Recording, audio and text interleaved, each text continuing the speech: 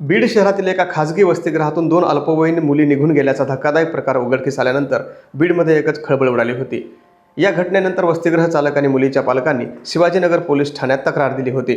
याच तक्रारीनंतर पोलिसांनी सर्व बाजूने तपास केला आणि या अल्पवयीन मुलींना पुण्याच्या शिरूर तालुक्यातून ताब्यात घेतलं। मुली ह्या अल्पवयीन असल्यामुळे कायद्याप्रमाणे आपण अपहरणाचा गुन्हा दाखल केला अज्ञात इसमाविरुद्ध। त्यानंतर तपासामध्ये PSI काटकर असतील, API डंबाळे साहेब असतील आणि स्टाफ यांनी तांत्रिक विश्लेषणाच्या आधारे संबंधित ज्या 2 मुली होते तसेच DB पथक यांनी शहरातील सर्व CCTV फुटेज याची पाहणी करून नेमकं काय घडलेला प्रकार आहे याची शहानिशा केली।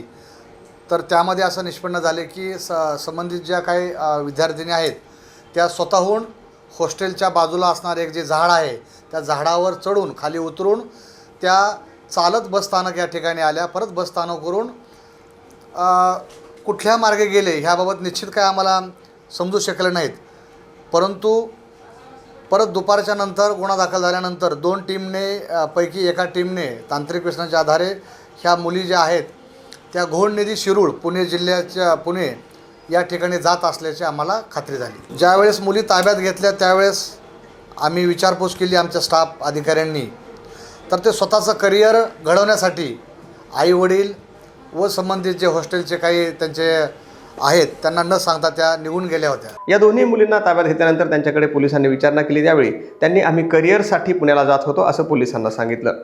तर सर्व कायदेशीर प्रक्रिया पूर्ण करून पोलिसांनी या मुलींना त्यांचे पालक आणि नातेवाईकांच्या ताब्यात दिलं आहे।